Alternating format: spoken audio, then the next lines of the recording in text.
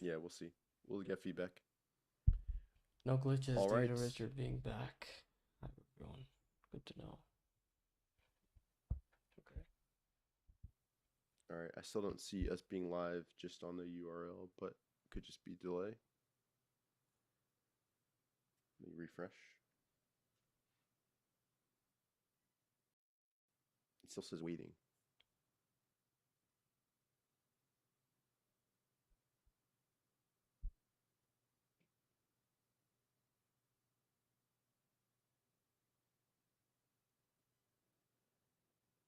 Oh, there we go. I just got. Okay. I think we might be live.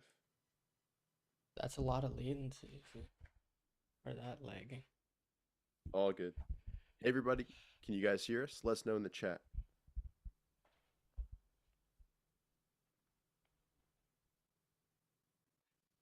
Let's see here. Yeah, what latency did you pick? Low? I have no idea.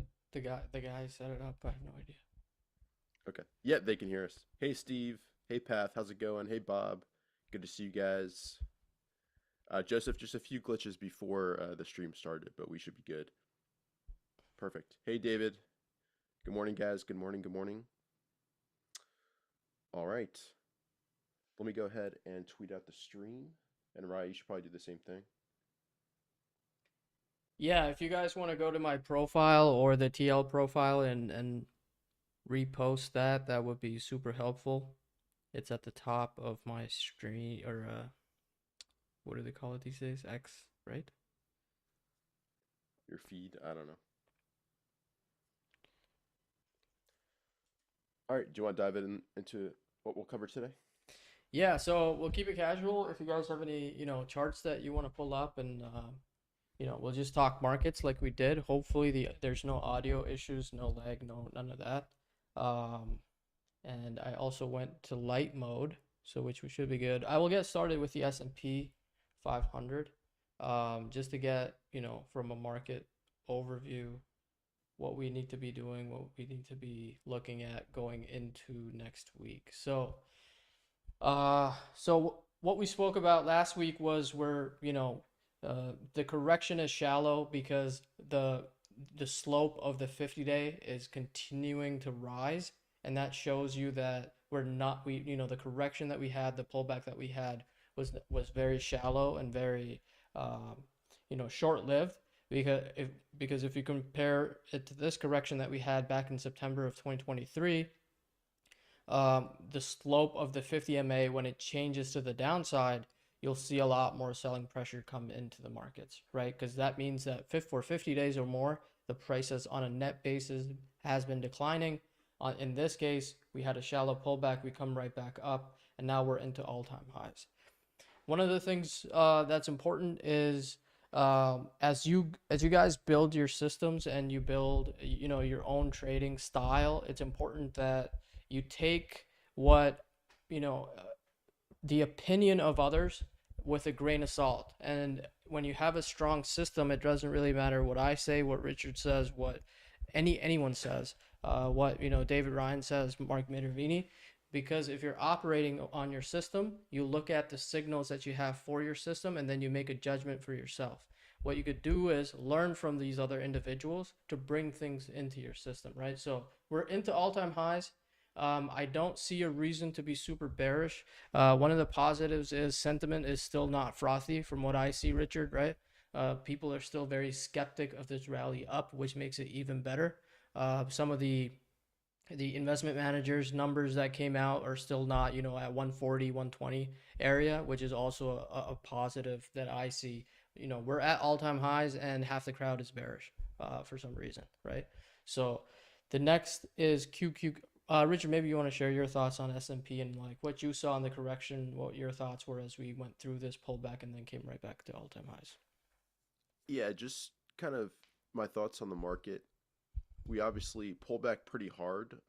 And even going into, April 19th, where we had the really bad down day after we'd already been, down for quite a bit. Ryan, maybe if you could point that day out. It's not the big reversal day. It's like a few days after that. No, a bit to the left. April 19th. April 19th. So my expectation, after these was we're going to have continued downside, but instead of that happening, we started forming these higher lows. That's kind of the first sign that we could be in a transition period where we either go up or down. We're just kind of in a transition period. And then last week we had two strong responses to two different macro catalysts. So, um, we also had that gap up on May 3rd, and that's just kind of a signal that the sentiment's changing. And from that point on, we've been above a rising 21 EMA, which is kind of my own personal filter to decide, are we in an uptrend, are we in a downtrend, what have you. So, like Rai said, we're right near all-time highs. We're above the moving averages. Um, as trend followers, and as for my personal system, we're in an uptrend, and I should be looking to increase exposure, put on longs, that side of things. So those are kind of my thoughts with it. There's a lot of people who take in the macro views, and that kind of clouds their entire picture of things. Um, but if you listen to the price action, we're just off all-time highs. We're above the moving averages. It's kind of as simple and as objective as that. Yeah, and one of the other things that Richard was talking about is as we came down, right, each day, what I tend to do is have some sort of expectation going into the session. So it's okay to have a bias, right? It's okay to have a bias as long as you don't turn into from a swing trader into an investor in a span of 3 to 5 days. So if you come into this session and the expectation is that the market is going to continue lower, that happened, right? And now everything's in line with your expectation. You had a bias coming in that, hey, I don't need to place any long positions. Let's say we're on April 15 going into April 16. Exactly, that's what happened. We don't take any action. We don't trade a choppy market. We don't trade a market below the 50-day. Same thing on the next day, April 17. Exact same situation. What's the expectation? The market's going to be either sideways or lower, right? Because we've had a big distribution day off the highs. So there's no expectation of a massive rally to the upside. Again, the market would meet your expectations, you continue going. So if you set those day to day as you go through the markets and it comes, continues to come in, set expectations, set a bias. Don't if that expectation is broken, it means you then have to shift, how you're thinking about the markets because you're a swing trader and not an investor, right? At the end of the day.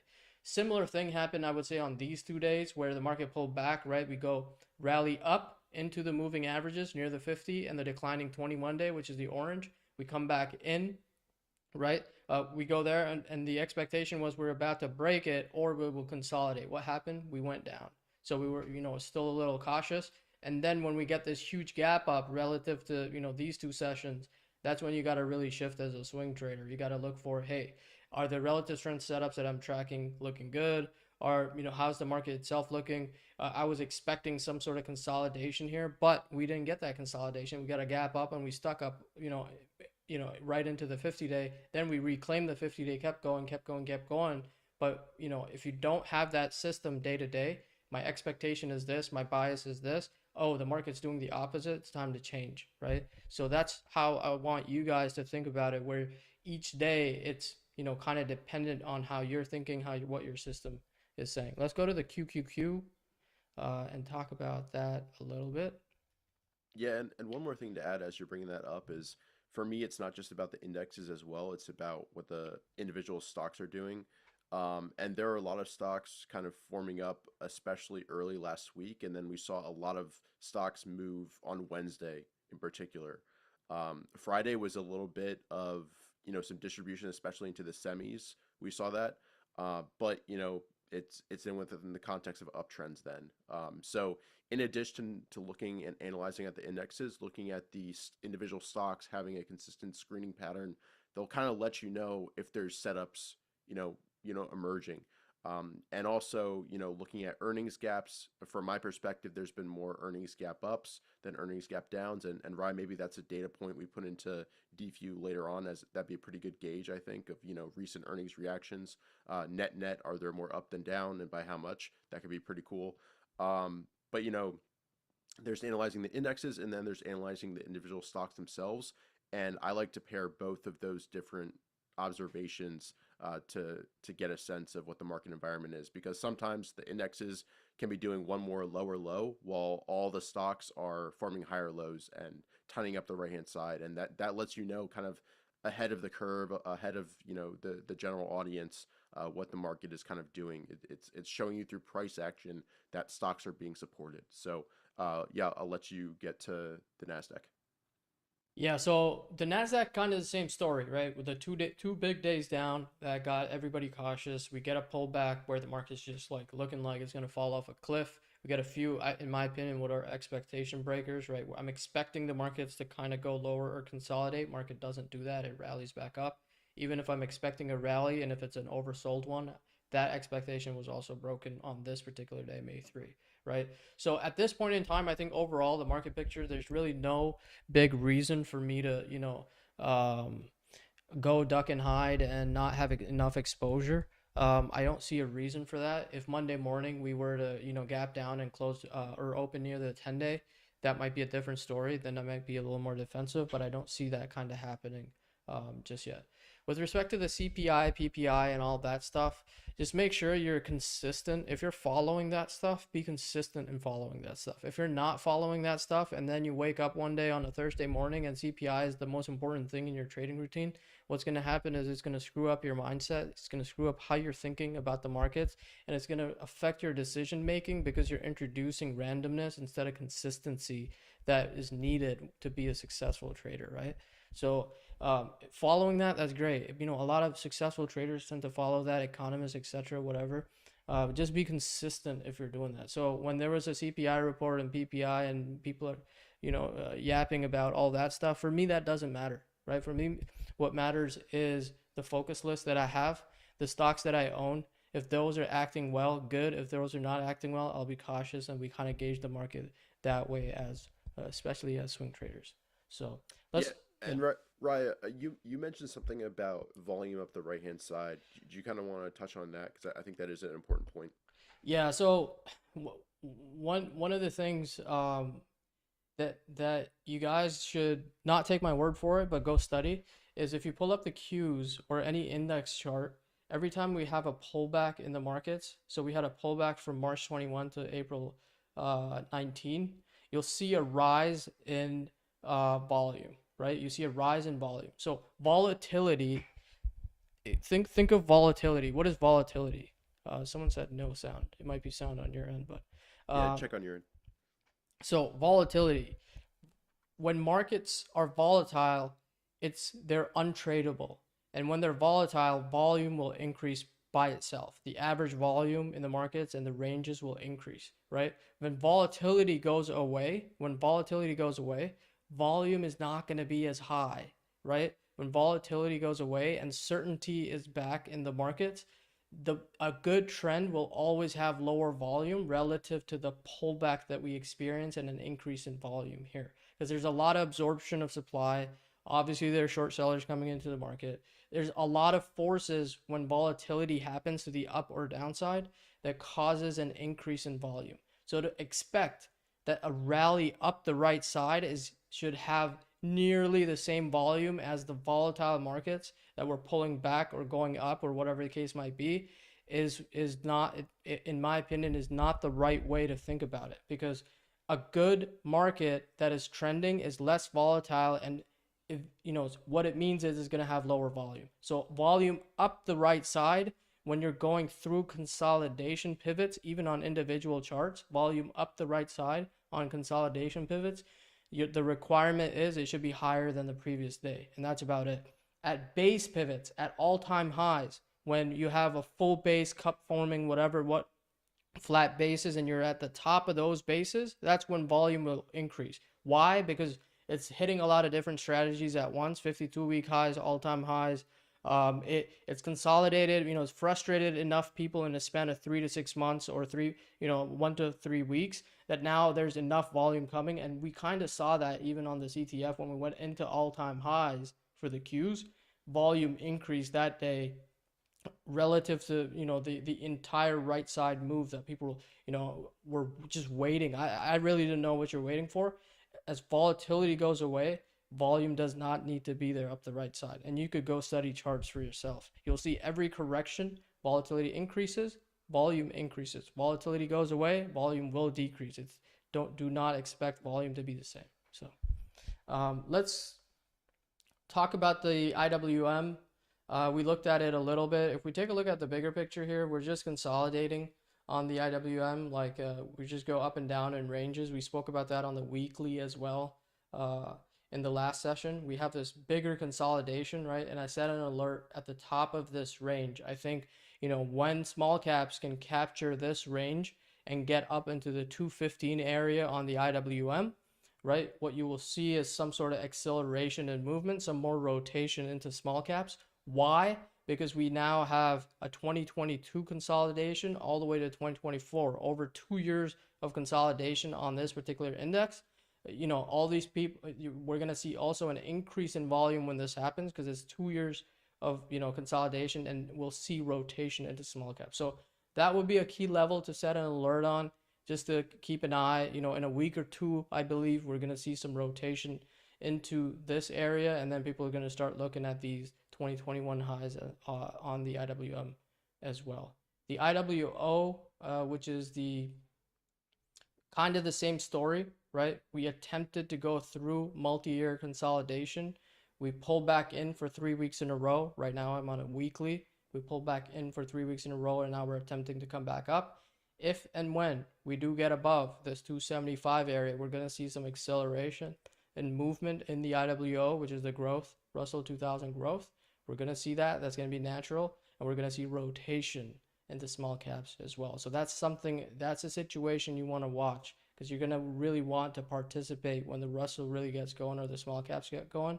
There's a lot of, HCFs that are going to show up, small cap names that are going to double and triple really, really quickly as well. So that's why I'm watching, 272, 273 area will make new multi-year highs in the IWO and IWM. Richard, your thoughts, like anything on the small cap side that you're looking at from an index perspective or individual names? Nothing really in particular. Just for me, when all the indexes are trending together, they're all above that 21 EMA on the daily. That's kind of the sweet spot period for me personally. When there's kind of some disconnect where it's just the mega caps working or just the small caps working, um, sometimes it's a little bit tougher. But when th're all going together, it's just kind of shows it's more risk on. But yeah, I look at this every day, and I think if you just go bar by bar, I do it kind of in the newsletter that I do every day, kind of just look at each of the indexes, the QQQ, IWO each day, get a sense of what's the trend, what's been the recent price action, any expectation breakers. It can really help you with your awareness of the market conditions. So would definitely recommend everybody to do that. Um, and for me, when they're all aligned together, that's kind of the best possible period.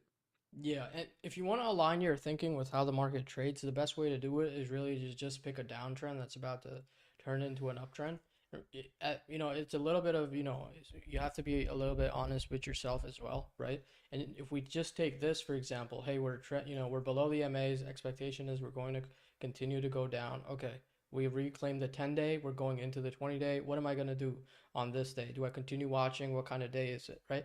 Also try to define your days. I do that a lot. If I go into a session and I know that today is like a risk management day, I'm just going to watch my positions. It reduces the frequency of decisions that I'm making in the markets, and reducing the frequency of decision making will result in better decisions when you actually need to make one, right? Instead of just going in as a young trader, we all do this, is we just go in and we want to just place a trade just because we want to see what happens, as we go from session to session. So if you define, hey, my expectation is today, going into the session, I'm mostly going to be watching for relative strength names. I'm going to be watching for pullback to MAs. I'm going to be, doing XYZ. Today's not a day to place trade.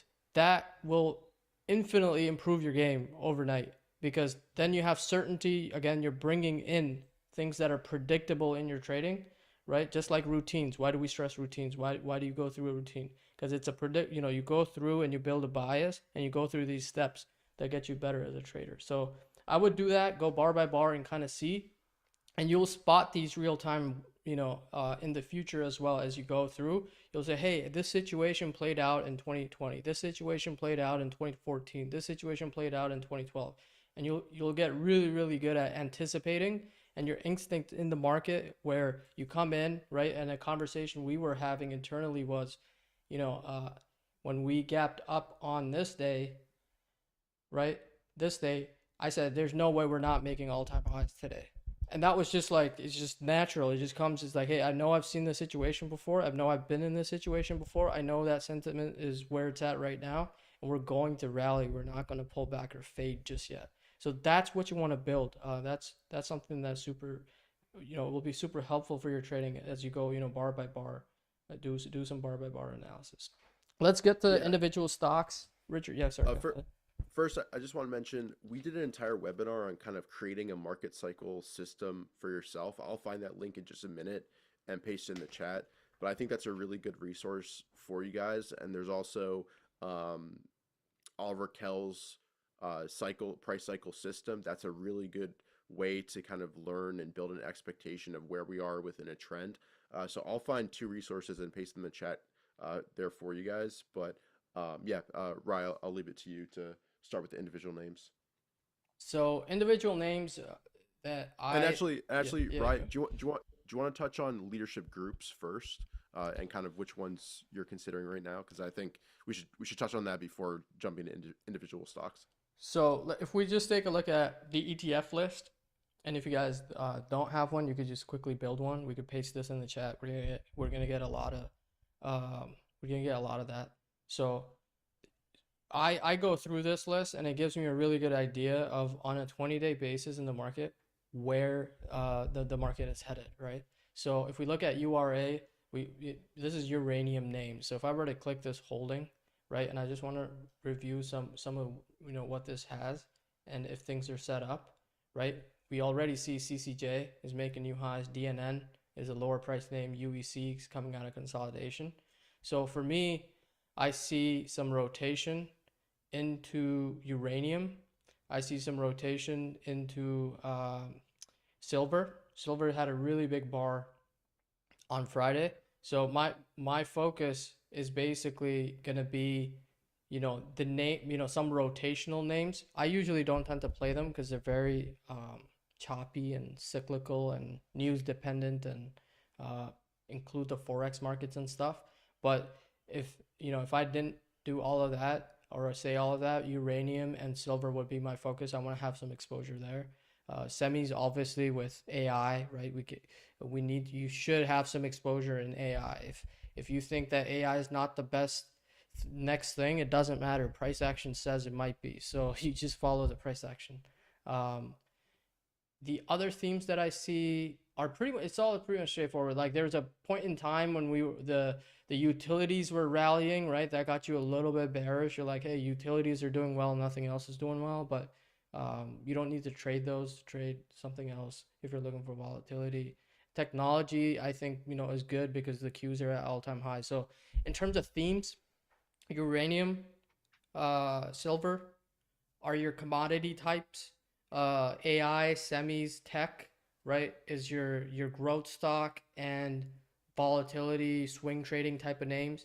And then I'm also keeping an eye on biotech because I saw a lot of biotech setups as I scanned through on Friday. So those are the three spaces that I am looking at right now. Richard, what about you? What are you looking at Same in terms of? ones, maybe some secondary themes like the fast food, like Sweetgreen, Wingstop has been acting well. Crypto, I'm always watching that space to see if it can get going. It's been weak recently, but we'll see if that can push off the bottom of the base. But yeah, let's dive into individual names and please in the chat drop any individual tickers that you'd like us to touch on today. We probably won't get to every single one, but we'll try to hit the key ones that we're watching. What do you want to start with, Rye? I will go through, let's just go through the HV list just to see what's going on there, right? Yep, sure. So we got Dell. We spoke about Dell last week. Into all-time high or not all-time into 52-week highs, acting pretty well. PLTRU spoken about, Richard. I think you mentioned in our chats a little bit, starting to tighten up with the moving averages. What you want to see is a big bar.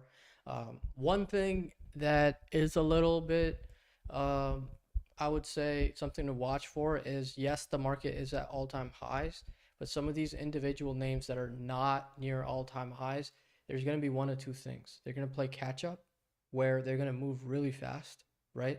And breadth is going to increase even more, or the market's going to pull in and some of these names are going to start to roll over. There's two ways to tackle this. Set an alert on the downside on these names. So if the market is to pull in, that's something maybe, if you're experienced enough, you could go and these are the first names you're supposed to be shorting, right? Or these are the first industries that might be pulling in as well. So set alerts to those that are not at all-time highs. Set alerts to the bottom on the downside, and then when they all trigger, maybe all this software, system software group or application software group is all coming down at the same time. At least you know that there's weakness in that group, and one of those strong names in that group might be affected as well, right? So that's just some tactical, alerting, screening that you want to do to just make sure you're ready for both situations as well. Um, this one is a good one. I don't know what you think about this, Elon. Gap up on earnings, consolidating, right, is above this area, which is the prior consolidation, and something I think once it takes 17.5 can really rally. This is something I would watch as like a new setup, so I'm gonna move it to my focus. Um, as I go through these, Richard, feel free to like and just chime in. And Yeah, do you know the story about that one? Animal health company I see from the hover. I've That traded it is there any before successfully. Is the only thing I know about it. what So what was the catalyst on earnings? Was it uh, just we could go surprise back. or Yeah, yeah? let's just see. But I like how it's tightening up like right above the base. So if we take a look at It's this, it's it's a it's still well off all-time highs though, so yeah. um So we got some projected. Nah, fundamentals are not really that great, yeah, but I like the price pattern. I'm not yeah. uh, within the overall context of everything. I'm not too sold on this, and it's not really part of a leadership group for how I view things. I don't think. Let's just take a look at weekly. Yeah, it's far off all-time highs, but maybe Yeah, starting a new stage too. So yeah. One thing that catches my eye is this is the biggest weekly range after the downtrend. You could for just see sure. that visually, right? So that might Yep. lead to a change in character. But the only way I would be interested in this would be above 17.5. Like it maybe opens in the wick, right? Goes right into 17.5 and then closes sharp because it has the habit of when it gets going, like it can trend pretty well. Because if you go from 9 to 14 in less than 2 months, it could go from 20 to 30 as well. So it's just something to look at. Let's see, pins. Are you trading the social media space? Are you trading Snapchat and pins and because they both gapped up? Um, Yeah, I haven't yet. I've been watching Reddit pretty closely. Pins looked the best technically. It had a nice pullback into the prior base if you want to bring that one up. Um, so if you draw the base pivot in, it pulled back in, got really tight. But yeah, I was watching other things. I was more focused on the semis.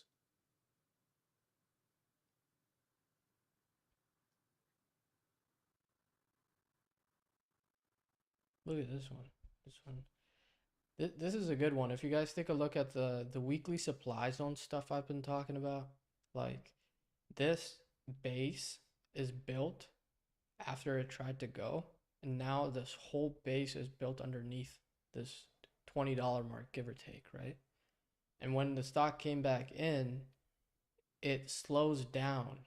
Why? Because it's a key weekly level. We're seeing the same thing happen on the IWM and the IWO, where it came into that weekly supply zone and then 3 weeks of straight pullback. Why? Because that's a long-term resistance. There's a lot of people, there. But once we do get through this, imagine this close up here, this session on Feb 9, close up here instead of down here. That would have given it a good chance to really run, but we failed. And when we failed, we go back into this consolidation. So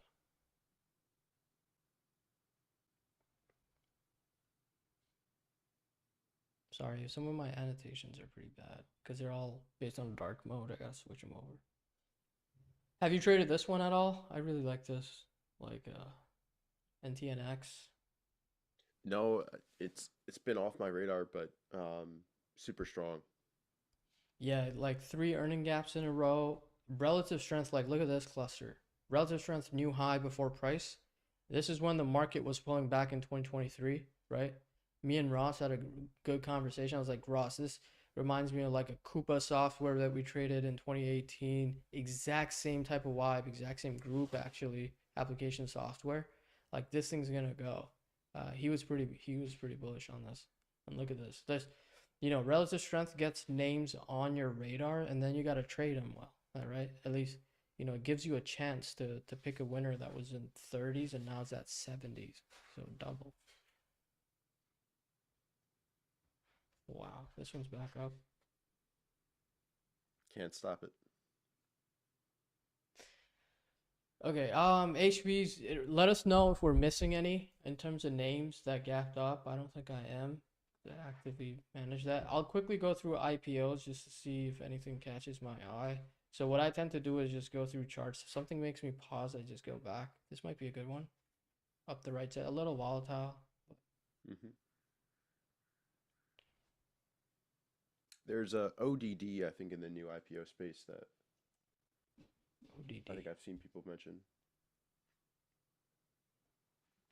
Let's take a look. Okay, so here, I'll try to break down my thought process and Richard chime in as well. Yep. This area is an area of volatility in the stock where eventually it broke down, right?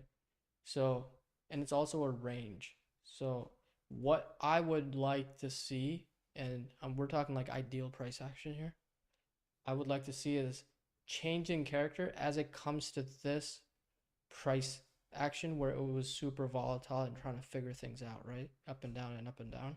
So if it were to change character right here before it attempts this area and this zone, it's gonna get through it a lot quicker. Why? Because stocks have characters just like humans, right? So the same people or it's the same crowd may be trading this name, and that psychology is gonna show in price action.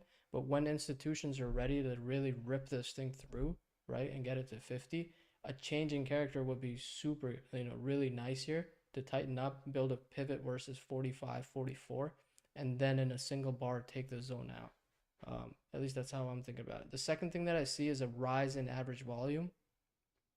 A rise in average volume means there's greater interest in the name, right? And as it moves up the right side, there's greater interest in the name. So average volume is increasing. So there might be something to this. But a few days of tightness, a few days of, allows you to manage risk because you can't manage risk when it's trading like this, right? ADR is probably what, 4 or 5% or more, 6% on average. But when that changes, it could really be a good name. Um, yeah, it's on the IPO list too. Frog.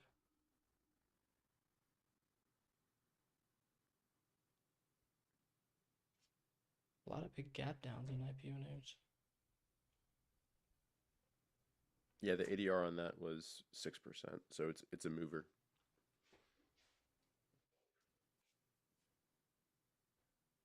Oh, there we go. Let's talk about Reddit a little bit. So, your thoughts? Volatile right now. There's some open AI news. Yeah, you can draw on that base pivot. For me, it needs to pull back Oops. and form a tight area for me to get involved. Um, there were some okay spots up the right hand side, but unless you were just this is the one stock you were focused on, it'd be pretty hard to get positioned. What about you? Yeah, so I was looking into earnings on this. I was pretty like, hey, I was like, if it takes 50 after hours, right? I traded that into 55, and then the morning it broke below 55, so I sold that out. So I'd put a trade on there. Now that I've made money on it, like it's just natural. It's a natural thing that you'll You're continue to watching it more. watch it. Yeah, you Yeah. just watch it more. So I said, as long as it closes above 50, I was like, then the market is pretty good because you get one of these popular IPO names trending up the right side. Just naturally, the sentiment around IPOs is going to get better, and then the sentiment around the market is going to get better, and we're going to have a lot more risk on, right? Type of thing. So I haven't traded it since, but I did use it as kind of like a market gauge as we moved. The Qs were moving up the right side. Reddit was also, I was like, if it holds 50, the market's also going to be pretty good. And then we got the GME situation happening, right? That roaring kitty and all that stuff. So um, what I would be watching for is rising averages. The volume is good up the right side. That's not the issue. Volatility is the issue. So if we get a Yep. few sideways and then we build a pivot versus 65, then you take that, Yep. right? That would be the top side action. If we do pull back, and we get some type of this type of action where volume is decreasing on pullbacks and increasing on up days, that's ideal, right? That's positive. So volume on up days is good, volume on down days is low. And that's what you want to see in a stock that's under accumulation, especially as we go through and try to maybe take this out. So 65 alert, watch for in the wick action. That's resilience of price action to the prior day's sell off, right? It's a huge word, but like prior day's pullback on a 5-15 minute chart. So if we get in the wick action and we build out in the wick below 65, that could be, something to watch for here for a few days. And do you size differently for IPOs like that? Because it's a that was another like volatile mover. It's a 8% ADR. So do you size any differently for when you're trading like name like this, or it depends on the situation? I Yeah, I do size a little bit differently based on how the name trades. But if I'm taking a trade at like 50 after hours, I was pretty much watching it. It has to work at 50 and it has to hold it. So if I were to put a 6%, 8% position after hours and it works, I will keep it. And then when it just flushes it out and it breaks, like, I came into the session saying, hey, if this thing holds 55, through the open, it has a chance to really put in a candle here. It didn't do that, so I just got out. So a little bit, yeah, I do size it a little bit different, but when I'm entering a name, I'm really like I want that entry to work or else I'm cutting it, 2%. Uh 2 Yep. to 3% loss. So and sizing is also based on is it a theme, right? It did become a theme because Reddit benefits from this whole GME situation. Um, Now they're a public company, so they publish numbers on active users, daily usage, etc. So any publicity for them is actually good publicity. So Can um, you darken the symbol watermark for people? A few people are asking for that. yeah, I can do that.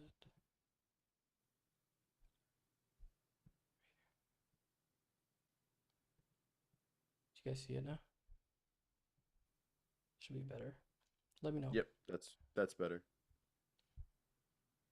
Okay, let's finish going through this. We'll do some chart requests, and then I'll go through focus list. Maybe Richard, share your focus list as well. We'll go through those names, and then we should be good to go. Okay, Yeah, people have requested a lot of tickers, so we should try to cover those as well. yes, let's start going through them now. So HV, the market has enough there to work with, in my opinion. It looks good. The market's at all-time highs. The groups, they're more than, 2 to 3 groups, so it's not isolated action in high-price names, right? The biggest event that's coming up in the markets, if you're a growth trader, is Nvidia earnings. And if that becomes a non-event meaning no volatility to the downside, they meet expectations. They say AI a lot during their earnings conference call, and there's just no volatility around that. That's a positive in terms of market action, right? That's going to be a positive. So when you get certainty in news or bigger events, it's a positive uh, thing for the markets itself. So HTF, I don't have many names there. I've been trading this one in and out, but it's very thin, very small. But okay, let's take some tickers if you got them. Rise Yeah, one. ONON. ONON, yes. Let's take a look at ONON. This is good. So same thing, right? I drew on the weekly. It's a bigger base. So this whole base is built below this level. So a break in price, right? Try to rally a break in price. Tried to attempt it over here, failed. Tried to attempt it over here, failed. Now we're coming in to this and really good volume on the weekly. That's what you want to see. High weekly closing average, uh, closing range, sorry. And we're into this zone where we're at the top of that. So it's a strong weekly close. You see the rise in average weekly volume after these earnings, which is also a good thing. Um, so this stock is looking more and more ready.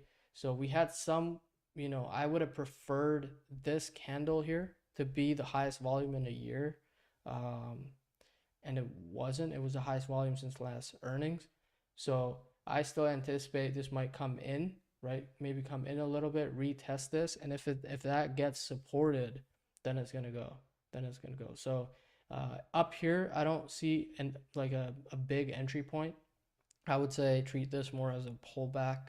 A few days of pullback that gets absorbed will be a better entry area on this. I'll switch up my volume a little bit. I don't like it like that. There we go. Okay. What's the next one? Let's see. Do, do, do. AMD. Yeah, AMD has a declining tops line. Okay. Yes. AMD trades really good when it gets into a trend. So, easy level on this would be we take a look at use Friday's high as something to watch. If it just comes back in a few days, it's not the worst thing, right? If it comes back in a little bit, lets the 10 and the 21 day kind of come underneath price, get into rising, um, these start rising and be supportive of price, then 170 will be your next consolidation pivot to the upside. And I talk whole numbers, not decimal places, because it's just easier to manage. I could just buy, 10, 15,000 of this at 170. It's much easier for me to remember than I need to buy exactly at 169.14. Um, so, yeah, I would say a few days of consolidation is going to be good. Get supported at the rising 21 day and then take out 170. This is a good one to watch for swing trading. Yeah, and be aware Nvidia earnings are the 22nd, I believe, and this will Yes. move with that. So be aware of that. Let's bring up SG because we're probably both watching this next week. Let's bring up I know SG. it's on my focus. So I have been building out some position here. So I want this to, if I go to a 15-minute, I'll show you guys exactly what I'm watching.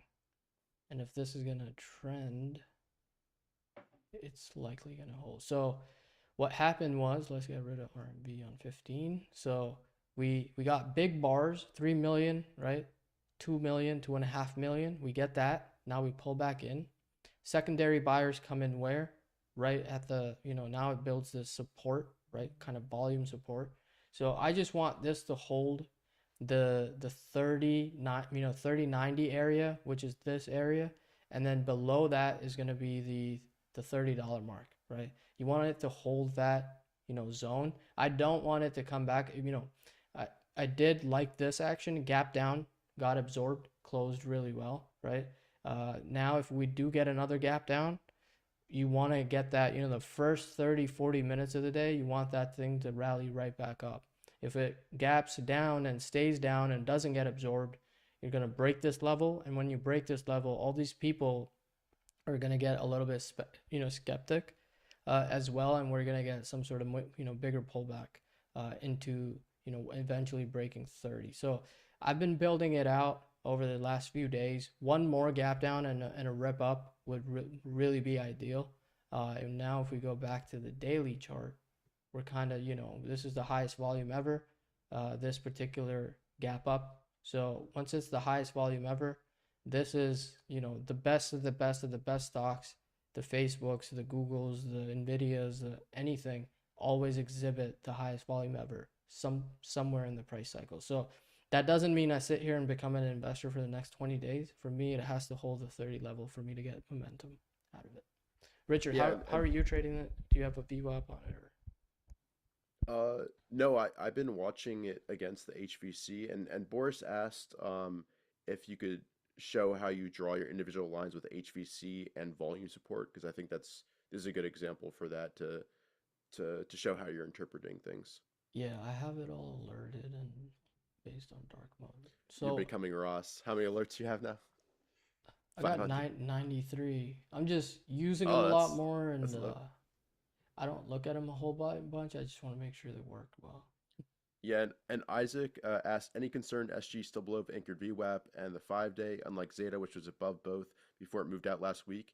For the 5 day, I mean, if it breaks out, it's going to be above the 5 day. So this tight action, for me, is really constructive, and we just have to see how it kind of emerges from this range. But Raya, I'll hand it over to you to touch on Yeah, the so levels. one of the things is I wish the closing range on the first day was better, right? That's obvious that, it was up here to 34, came down, and it's now trying to trade in the wick. That's fine. So HVC, which is the high volume close, is a close on your gap up day. So given that this is a HVE, which is the highest volume ever, the HVC is the close of this particular day.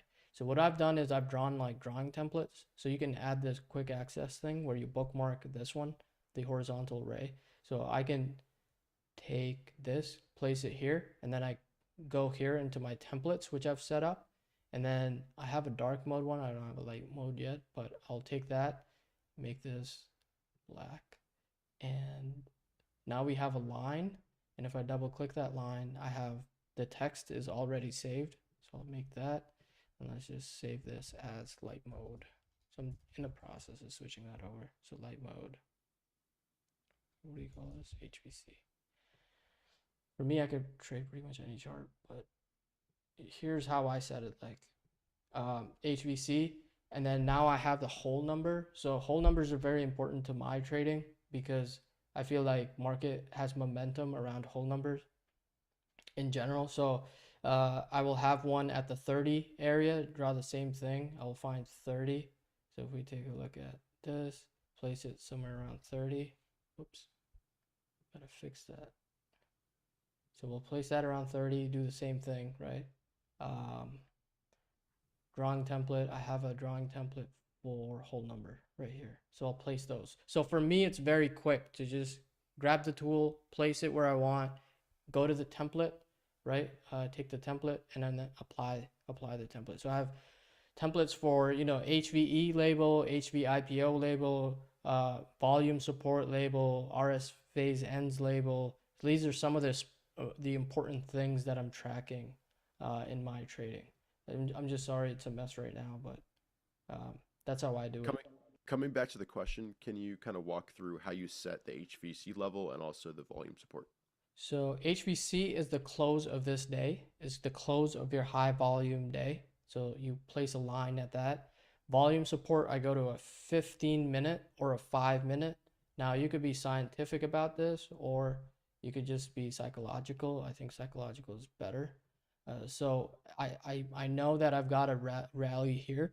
I know that I got a pullback, and then I know that secondary volume came in on this candle at 3 p.m. on May 10, right? So my volume support is just price action when it comes into this area. There's congestion, right? There's enough absorption of supply as we pull back in. There's enough absorption. We built out a range and we broke that range on volume right here. So I just don't want price action to break below that range, right? Because what's going to happen is the people that were selling into this and we break this range, many forces will be skeptic of price action on this name, and we're going to get an aggressive break of this range and go really quickly to the downside right to 30 if and when that happens, right? So that's my volume support. Now the other thing, don't think of these as exact levels. If you think of anything as an exact level, 30.92 is where I will buy and 30.86 is where I'll place a stop.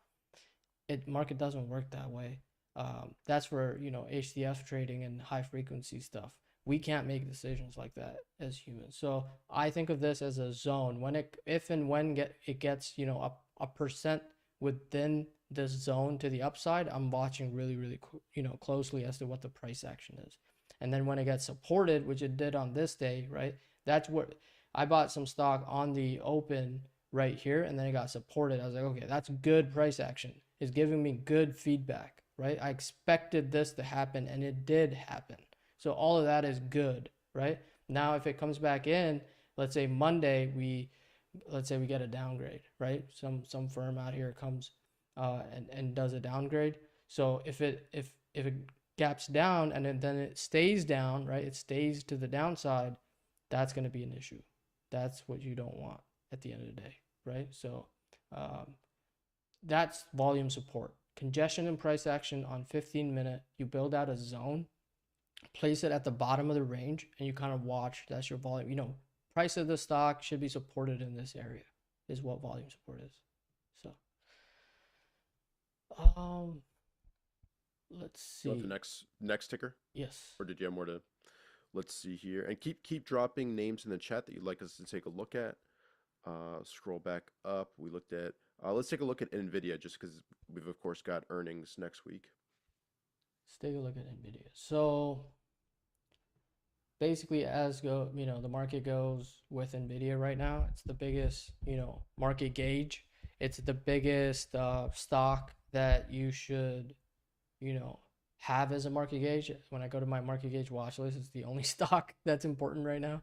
Um, so you want to make sure that that's there. So there's going to be two situations here. There's going to be a pullback, which will sour sentiment.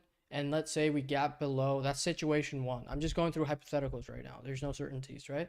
So we break the 21 day, we break the 50 day, and we open somewhere in the 800s. Let's just say that, right?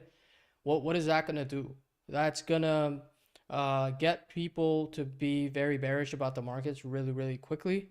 That's going to make the close of that day very, very important to me, right? Because if we gap down and we stay down, that means the story of the stock, something's changed about that, etc. The second situation is going to be we gap into all-time highs and we get to this euphoria phase in the markets very, very quickly, right? Where in the market cycle, what I like to have is steady trend up the right side. People are still skeptic, right? They're still hesitant. They're still thinking, right? Whereas a big gap up in this, right around the 1,000 mark, what everybody's going to be, oh, now the market's great. Everything, sentiment's going to be frothy really, really quickly in a few days.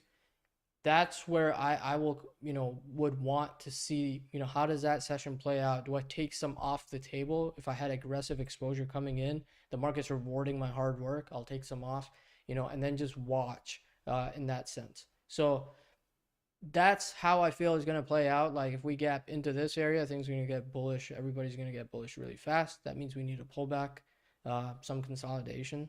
And if we gap down, the close is very important because if it gaps down and stays down, that's a bad thing. That means even on the gap down, you don't get supported.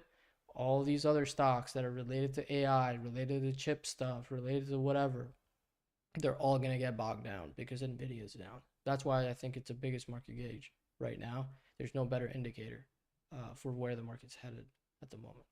So Yeah, I'll add. So last week we had a pretty clean breakout from that handle on Wednesday, where everything Wednesday was the best day ever. Everybody was happy on Twitter after Wednesday. But then we were headed right into an area of resistance. If you look at the big downside reversal day for March 8th, if you look at how it tried to rally up March 25th and 26th, just like a month after that, it's all kind of hitting that 950 to 975 area. So that's a very key level to the upside. If we can eventually break that, there'll be an increase in momentum. But before earnings, first of all, I just want to say, whatever you think it's going to happen in earnings, it's a 50-50 shot. Don't gamble into earnings. Make sure you have a cushion. Make sure you have a rule, a process going into earnings. If you have a position in Nvidia, don't just gamble. It might work once, but over time, it's not a sound strategy. So make sure you have a cushion. Make sure you're managing risk. But going into earnings right now, it's kind of retesting the prior handle high, the consolidation pivot. I'd like to see it build out. It will probably tighten up before earnings, or like Rai said, just kind of pull back. We'll have to see what happens, but I'd love to see it break through that 950, 970 level and really start trending, because until it does that, it's not going anywhere. And like Rice said, as this goes, the market will follow. So um, I think that's all I have pretty much on Nvidia. I think the other semi names are actually stronger almost a lot last week. KLAC, Qualcomm, if you want to bring up QCOM, they progressed and like stayed higher. Nvidia is almost lagging a little bit in the short term, while Qualcomm, is staying a little bit higher. Uh, are you just bringing up SMH here? Yeah, Or yeah. Let's yeah, just go yeah, through like look at Qualcomm. Looks really good. yeah. I mean, look how much stronger that is. It's right near all time highs, while Nvidia is still within its base. So Nvidia is almost lagging a little bit. MU's been really strong up the right hand side. There's some weakness, but definitely an overall space that obviously is benefiting from that AI theme, and you should be looking to increase exposure if this keeps kind of working in this space. But all of these will react on Nvidia news, so be Look at ready. this. This is setting up as well. Look how tight that is on the right hand side. Yeah. Oops. I should turn on this one. There we go. Yeah. RMB. These diamond dots, there's no secret. It's just RMB. Oh, it is a secret. But do you want to bring up Zeta? Because that was a nice Yeah, gap that up one mover. that one is a good one last week. This is a really good one. So we got a gap up on earnings, right? Let's go to weekly a little bit.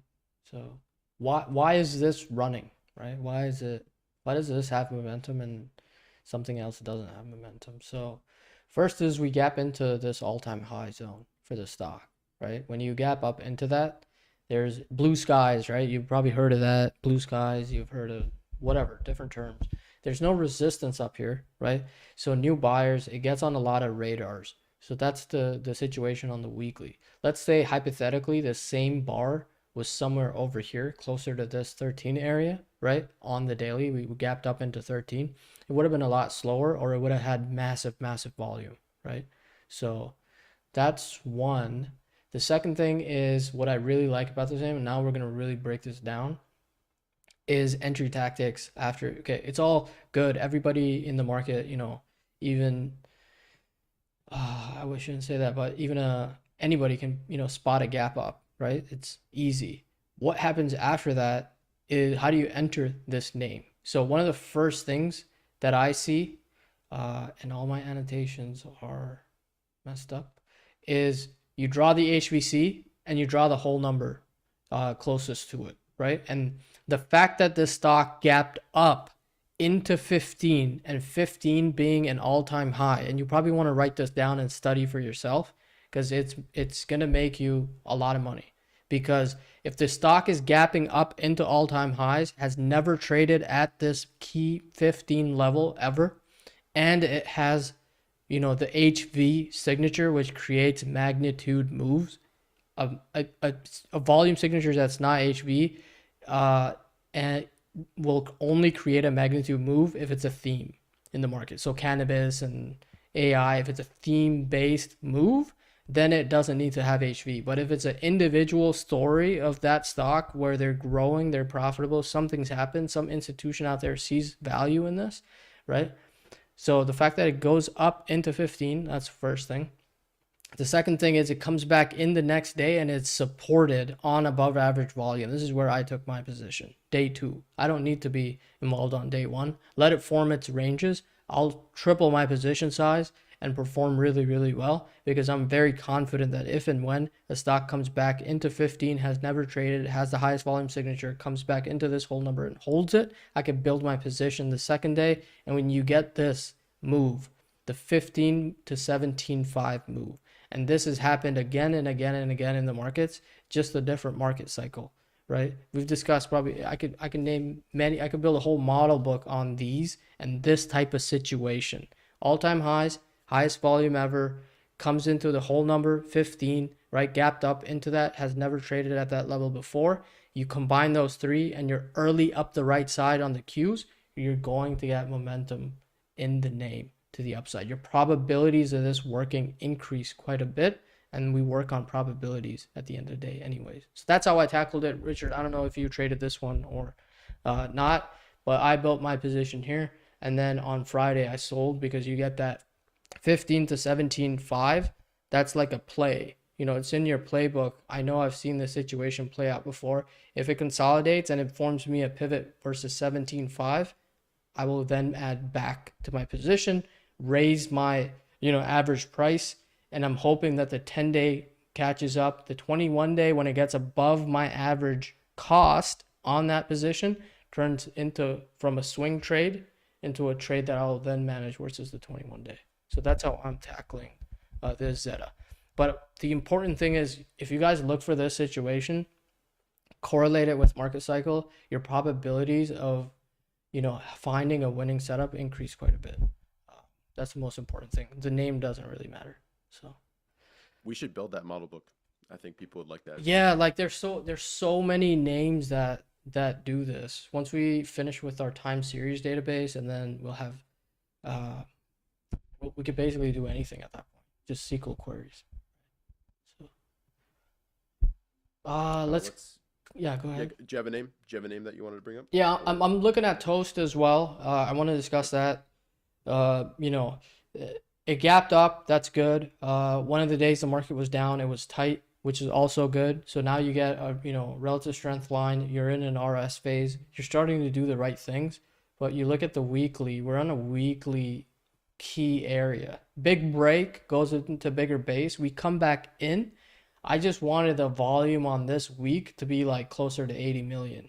If it was that, it would have carved through the supply a lot faster and really run. I'm not saying that doesn't mean it won't. It just needs a little bit more time because the volume is not there, right? Um, that's one thing. The second is the fact that it's taking its time. That's within my expectation because I expect when things get into this weekly zone, they'll be a little bit slow, right? You're not going to get momentum unless the volume is massive, right? The volume is closer to 30 million, 40 million on this day. That would have been really good because the traders would see that a lot of people are piling in, and volume, directional volume in one way to the upside will create a bigger price action, bigger price volatility, and you could have carved that supply out. We haven't gotten that. We just need to be a little bit more patient here, um, as well. You could also go to the 15-minute and kind of draw out the volume support on this, where I see it as price congestion. Price comes back in, gets supported. I would say just somewhere over here, this 26 area. If we were to gap, come into this would be good. A gap down and get scooped up would be fine as well. But I just think it's going to take a little bit of time because we don't have the volume again. We just don't have massive volume on TUSD. So Let, let's bring up crowd. And for me, it's moving up the right hand side, but it's not quite part of that leading theme that it was, back in the longer term trend, but it's been acting well of late. It got back above the moving averages. The weekly looks really nice. I mean, look at that. We're right near, we're over all time highs. What are your thoughts on crowd? my thoughts are I just haven't traded this name really well. That's my first thought. Um, I just haven't like even these right side moves when it got through the downtrend, right? You see a cluster of relative strength new high before price. This is the September correction. This is the Yeah, same setup as the group was NTNX. standing out. Yeah, so it's the same setup as NTNX. Exact same time frame. Market's pulling back, and we get a 162 to 360 move, right? Now you see why tracking groups, tracking clusters of relative strength, going through the RS days screen would these would scream at you basically, and then you go to Bring up the cyber. Bring up yeah. cyber and show the same period. CYBR. Yeah, this was a name I remembered from 2019, and it had a gap up out of a nice long base during that same period, and just took off. It was in here, so we're consolidating and then we trend. A lot of these names did really well. Hack was the ETF that was acting really well. Everybody was talking Yep. about it, right? So you could talk about it, that's good, you track it, but then when it's time to go and the market's moving up the right side, you need to know your potential leadership groups. Like you need to write those down and say, I need to have positioning in cybersecurity. I need to have positioning in gold. I need to have position deliberate, like write it down deliberately will lead to some action, right? Because as the market trends, you're going to be like, hey, I need some AI name. I don't know what that name. I've been tracking XYZ. you can then get into Nvidia, right? But if you just, I tend to write these out like very explicitly. I need to have positions in this when this happens. It just yields like a better, you act on it, you get a better return out of it. Tracking is good, but then you got to act on it as well. So that's why I'm a bit bummed about Craft. I didn't trade it too well. Yeah, let's see. Yeah, and the miners is definitely another theme that we should mention. We saw uranium move Friday. CCJ had a really nice breakout, and the gold silver miners PAAS. All those names been really really strong. Let's go through the holdings for GDX. Let's pull up GDX. See what they have. And if you guys are enjoying the stream, please do us a favor and leave a like down below. We'd really appreciate it. And if you're not yet subscribed to the channel, definitely do so. We put out a lot of we put a lot of work into our videos, our podcasts, our webinars, and we'd really appreciate it if you guys go ahead and subscribe. And if you haven't yet, check our podcast for sure. Go ahead, Rai. If are you just going through? Yeah, I'm going through. I mean, they're all like breaking out, right? You see that? They're all trending. Yeah, somebody said COPX for copper. Yeah, that was copper too. Copper is up. Yep. All-time highs. There's SCCO, right? SCCO, not all-time highs. No, not saying all-time highs, just one of the miners pushing. I know Oliver's watching that one. Might be actually. I don't track the commodities too closely, but maybe I should. Yeah, I mean, this is acting well. I mean, miners, you see it in the list, like uranium, right? You got your silvers, you got your gold miners, the whole commodity space acting really, really well. So let's see, what else can we go with? Let's just go through focus list. Like, keep it simple. This is getting a little bit long for me. So half of these are positions I have, so I keep them on my focus list. Half of these will be names that I can take into next week, right? Monday, I don't anticipate, going into Monday, I would say it's just a risk management day. I want to see how the market plays out. See if I can add to SG a little bit. If it does act right, continues to act really well. See if I can put on a position in ELAN, because I think we're still very early in the market cycle. People are still very, sentiment's not the, through the roof type of thing. Track Toast. See if that, pulls back. We get massive volume coming through. We get an upgrade or two. I don't know. Something happens. We'll tackle that. So, risk management day. If things trigger, good. If things don't trigger, continue to watch, the positions I have, which is Zeta, SG. I have one in ASPN as well. App I'm watching. I'm not trading this one just yet. I think it's a better trade over here. But just watching to see if this consolidates. The fact that I'm watching the most, what catches my eye and what I think could happen here is after there's like a magnet at 100. There's after this trend, and you see this bar, earnings, right? There's just going to be a natural attraction to 100 is because it's matured a lot as a stock. So if we go through this IPO cycle, we get this, we IPO, we consolidate. Look at how low the volume is over here. We're talking 8 to 10 million, right? Now institutions, as we go up the right side, bigger and big rise in average weekly volume. You see this purple line? This is the average weekly volume on a 10-week. We see a rise in average weekly volume. The story is legit. Institutions are adding, right? So they're bigger holders of this name from this point and onwards, right? So I feel like it's, if it's gonna find a way to 100, we'll get a bigger consolidation, I guess, closer to 100 as well. So that's kind of the reason I'm watching this. I want this to tighten up a little bit more and build out a spot around 85 or come back in.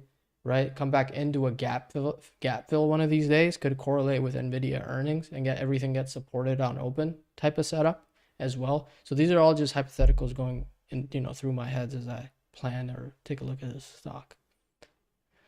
Yeah, I think we can pretty much leave it there. I think we've covered a lot today. Hopefully, you guys enjoyed the stream. If you guys have any feedback for us to make the next one better, please let us know. We just want to keep iterating, keep improving. And with that, hopefully, you guys have a great rest of your weekend, and we'll see you guys in the next video. Keep an eye out for the VCP webinar recording. I think we're posting that later today, Rai. Yep. That's a really good resource for you guys. But with that, thanks so much for tuning in, spending a little bit of your morning with us. We really appreciate it. Leave a like down below, subscribe, and we'll see you guys in the next one. Cheers. Thanks, everybody.